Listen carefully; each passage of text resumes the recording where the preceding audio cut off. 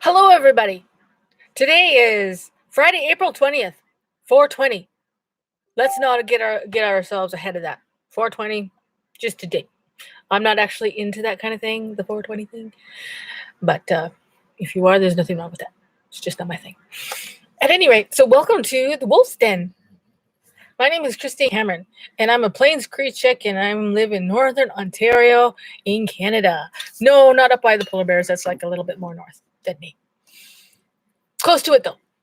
No, not even. So yeah, if you're wondering where North Bay, Ontario is, it is about 3.5 hours north of Toronto, Ontario. And I'm an artist and I'm an activist. That's what I do for a living. That's all I do. I paint pictures, I make sculpture, I do drawings, I teach workshops on beadwork, artwork, I've taught cooking. And yeah, I have 4 kids and 1 granddaughter, and I keep myself pretty busy. So today on the first edition of the Wolf's Den, there's a few things I want to do. The first thing I want to do is I want to promote some music.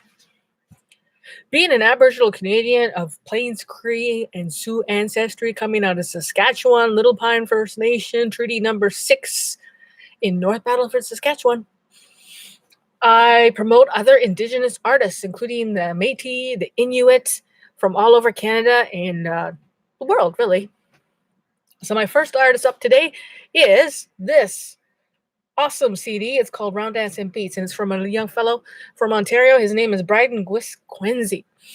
Now, I was in an art show in the city of Sudbury, and this was in beginning of December. Yeah, so I saw this young man up there. He got up on stage, and he was promoting this album, and he was singing. He gave a live performance, and he was pretty awesome. And I was like, wow, that's awesome. So here his nice looking man. You see that? So he was there with his wife and his young children promoting Round Dance and Beats. And the CD is actually inside my laptop. And yeah, he has some pretty awesome collaborations here. He's got Chris Dirksen on here, Kyle Big Canoe, Nikki Shawana. Who else he got? Well, lots of people. Yeah, that's pretty darn cool. Tyler LaValle. Okay, yeah. Awesome tracks. There's 18 tracks on this. So, yeah, check them out. We have Bryden Quincy, and he's also a powwow dancer. So this is an autumn. It's not even autumn. This is an awesome CD. It's put out by Tribal Spirit Music. And you can find them here on Facebook. Can you see that? It says, check me out on Facebook, www.facebook.com, Bryden Quincy. So there you go. So check it out. I tried another live video where I was playing his music, but I need a better output because if I try to play you the music from the CD right now, the sound would be all distorted and you would not get the true pleasure of his music. What he does is he fused tribal beats, like the traditional and the contemporary. And it's really awesome. It's really addictive. So I just had a short road trip from here to Quebec. And yeah, I listened to it the whole way. It's an awesome collaboration. Awesome CD. So please support our young Indigenous artists and check this out. I'll also promote... maybe I don't have it.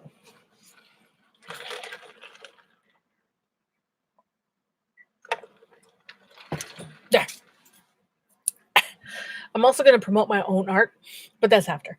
Today, one of my main features of my life is that I'm a 60 scooper. And my family was immersed in intergenerational trauma that came about from residential school. If you're not familiar with the term 60 scooper, what that means is that I was adopted as a baby. I was apprehended through the government program through the province of Saskatchewan, and it was called AIM, or Adopt Indian and Métis. So what they did essentially was I was apprehended from my reserve, the Little Pine First Nation and Palmaker, and I was adopted into a non-Indigenous home, and I was adopted permanently. I was the youngest of 7 siblings at the time, and 6 of us were sent because one of my brothers had already passed away by then. But 6 of us were sent all over the United States, Canada. So my family recently participated in a podcast here in Canada from CBC Radio. And to find that podcast, you go to cbc.ca/radio/finding Cleo. And you can listen to the entire podcast. The podcast is 10 episodes long, and each episode ranges in size from about half an hour to over an hour. It's very educational, and I apologize for my cold, but it's very educational because it goes through our family's experience with the government. It goes through like the people that we left behind, the people that were involved in Cleo's life and death. And it's a really, really inspirational and educational podcast. And the reason our family did this was for, number one, to find Cleo. And second of all, to educate people on what Indigenous people in Canada went through with the 60 Scoop, which was the second wave of assimilation after residential school. Our mother went to residential school. And so when you have, events like that coming up in the family over and over again, there is fallout from that. So I did this to educate people, especially non-Indigenous people, because Indigenous people, it's a pretty harsh reality that we live every day. But if there's any humanity in the world, I think it's great that people from all over the world are listening to this podcast. As of last count, that was at the end of a couple weeks ago, I heard there were 5.6 million downloads. And of course, as word of mouth grows and recommendations and all that kind of thing grows, the podcast, downloads multiply exponentially. So it must be over 6 million by now. And I've gotten messages from all over the world, people who are lost in the 60 Scoop, because like I said, they didn't really stay in Canada, all of us. Some of them were sent to the States. Some of them were sent to New Zealand, to Australia, to Great Britain, to Spain, Netherlands, Denmark, all over the world. They did anything to get, in the 1960s, 70s, 50s, 80s even, they did anything to get Indigenous children away from their home communities and into non-Indigenous homes. So that's called the 60 Scoop. And yeah, it's nice to have that support and to have that connection with other 60 Scoopers all over the world. Because for a while there, I thought it was just us, right? Like if you live your life a certain way and there's certain realities in your life, you just assume this is normal. But even though it's normal to me, because you see other people out there in life succeeding, it might not be normal to somebody who has a different life without those challenges. So yeah, as we grew older, 60 Scoopers, we began to realize that our experience was not the norm. So anyway, listen to the podcast. It's awesome. We worked with Connie Walker from CBC. She herself is an Indigenous reporter from the Okimis First Nation in Saskatchewan. So her unique perspective was a real treasure to work with. And then there's other people on the CBC team. There's Jennifer and Marnie and Heather and Usama and lots of people that collaborated on the podcast. So very happy that we did the podcast. But let's get back to Seven Wolves. So my intent with this channel is a few things. Number one, what I'd like to do is, just educate people about, some of the situations that are faced by 60 Scoopers. Sadly, one of the biggest influences on our life today is our addictions. And myself, I don't drink, smoke, or do drugs.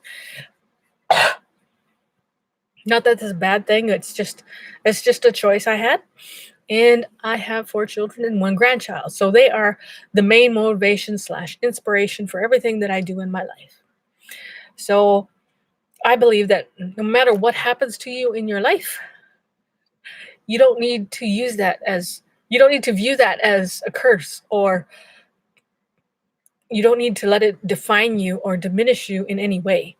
Whatever negative happened to you in your past, you can overcome that adopt kindness, compassion, and make your life better for the future and for those who come after you. So I'm a firm believer in that. And if you listen to the podcast, you will come across some of the adversity that me and my family faced. But I'm still still a kind person. I'm still outgoing, and I do a lot of work in my community, and I love working with youth, and I love teaching art. One of the most awesome gifts to me so far in this life journey has been art. Art is something that I have a natural gift for, but that I chose to practice over the years as I was growing up, and so I became a very, very, very gifted artist. This is one of the gifts that the Creator gave to me to help me through dark times, and it still sustains me to this day. So what I do is I'm an oil painter. I'm an oil painter because I've tried acrylic. Acrylic, they say, is brighter, but you only have about 20-minute window to work with it before it starts getting goopy. Me, I tend to poke along and do things slow, and oil paint is right up my alley because it takes 4 days to dry. Like, I can get tired at night and put it away and pick it up the next morning and still be able to work with my paint. So oil paint and me, we get along just fine. And I will show you right now. This is a painting of Carey Price. And I'll show you to you right on. And this is my business. Seven Wolves, Fine Art and Photography out of North Bay, Ontario. And that's my business. And this is an excerpt from a larger painting. The actual painting is 30 by 36. And this is one of my first paintings, large-scale paintings.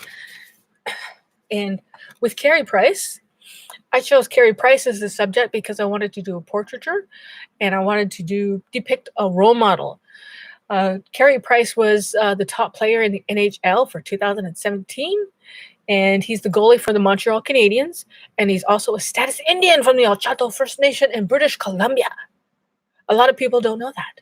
But yes, the top player in the NHL last year was a status Indian. Woo! I've always been a fan of Carey Price since 2007 in the World Juniors. I knew there was something special about that boy. So yeah.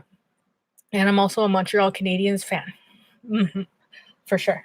One of these days, I keep saying, I'm going to go to Montreal. I'm going to break into one of their display cases, and I'm going to cuddle with a jersey of Carey Price in the display case, and they'll be coming into work the next morning, and there I will be with his hockey jersey sleeping in their display case.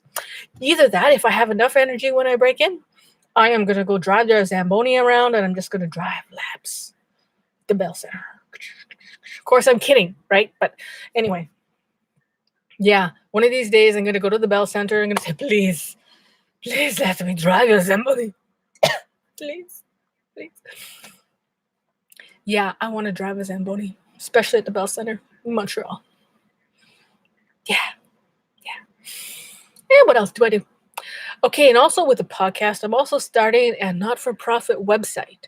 And this not-for-profit website is findingcleo.com. It's actually, if you go there right now, it says under construction. Within the next week or so, I will have, have an actual website there. And what this website strives to do is provide to people the links that I wish I had, that our family did not have for 40 years in the search for our sister.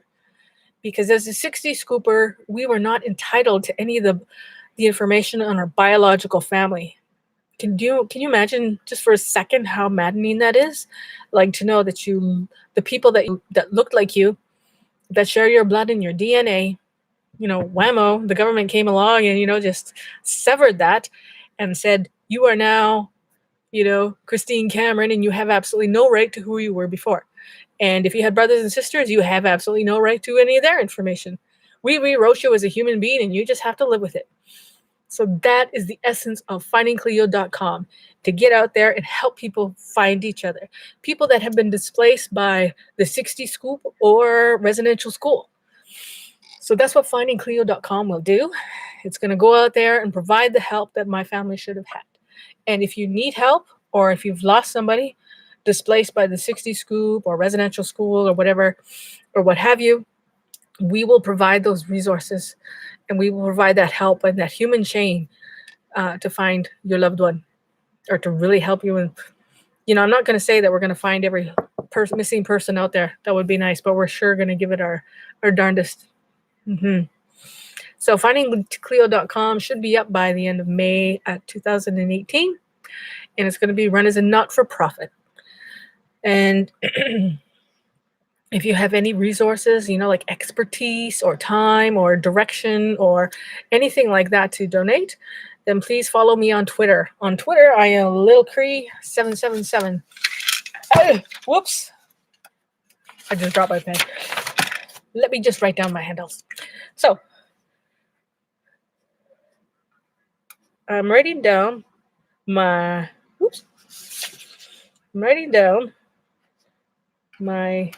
Twitter handle. And I'll give you my Instagram too.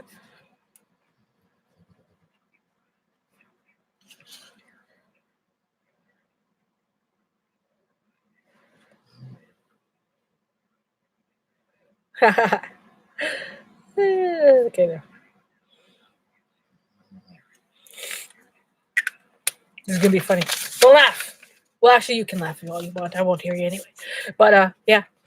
You see that? So, the Twitter is LilCree777. The Instagram is 7_wolves. But Twitter is probably your more useful thing. And then, of course, you can follow me here. And on Facebook, you can also find me at Christine Cameron at 7 Wolves. Sorry. And, of course, our websites are findingcleo.com. And there will also be a 7wolves.com also by the end of May that has my commercial art links for sale. All right. I do want to show you one more painting before I sign off. This one here is a painting called The Matriarch. It's actually one of the largest paintings I've ever done. And it's in the dimensions of a golden rectangle. If you're familiar with art, then you will have an idea what that is. But anyway, this is a large scale oil on canvas. It's a really beautiful painting. And the reason I chose it because it was very difficult. Like if you look here closely, you'll see the reflections of the upper light on the backs. And I thought, how am I going to be able to do that? I don't think I can. But I better try it anyway. Yeah, because if you don't try something challenging, you never learn, right? So, yeah, that's why I chose this particular painting. Anyway, you will notice that the nice background colors in this painting. And this painting was done in 2014, in the weeks after coming home from Saskatchewan, coming home from my mother's funeral. My mother, Lillian, passed away on March 3rd, 2014. Just days after completing her final day of testimony at the residential school trials in Prince Albert, Saskatchewan, where she finished her testimony on February 28th. Now, the trauma and the sheer exercise of having to relive that trauma for the residential school testimony, I believe that really led to a broken heart, and I believe that led to her death. So having this assignment and being in Nipissing University Fine Arts program, our assignment was to use a golden triangle. So that's why this painting is in those particular dimensions. And this painting has actually 5 whales in it. There's a big one here, 1, 2, 3, 4. 4 little whales in it. And it's in a very dreamlike state. And the story behind this particular painting is being inspired by my mother. I think that when we experience childhood trauma or something unpleasant in our lives, it's a natural instinct sometimes for us to retreat to a place of peace and safety, to maybe imagine that, to maybe conjure that in a conscious level so that we can escape the trauma that's happening right in front of us and we can carry on and survive. So it is that dreamlike safe space that I was envisioning and tried to relay on canvas in The Matriarch. And that's why I called it The Matriarch, because like for me, my hair turned white after losing my mother, because it was just a very, very painful experience, because like my mother holds all the answers to my life, like who people are when I go back to my reserve, because I'm not really familiar with people who live on my reserve. She was the key to everything. She was my guide. She was going to be able to tell me, this is your auntie, this is your cousin. And every time I went back to my reserve, I would hide behind her, kind of shy, because I didn't know anybody. And my mother was my guide to help me through these things and tell me, this is your family. This is where we used to live, or this is blah, blah. You know, she knew everything. And so a lot of my answers that I wanted in life died with her. So that's why I did that painting. So anyway, I think I've been yakking for 20 minutes now. So please tune in a few days, probably on Sunday, for the second episode of The Wolf's Den. If you have any music or plays or performances or anything that you would like to promote, please, by all means, message me and find me on Facebook or drop me a message on here, because I really like to promote Aboriginal people, because we are awesome, strong, resilient people, and we're cute. Just kidding. So I want you to have a really good weekend. I'm going to sign off now and get to work on some art and selling and promoting my art and supporting my family. So have a great weekend, folks, and I'll talk to you in a few days.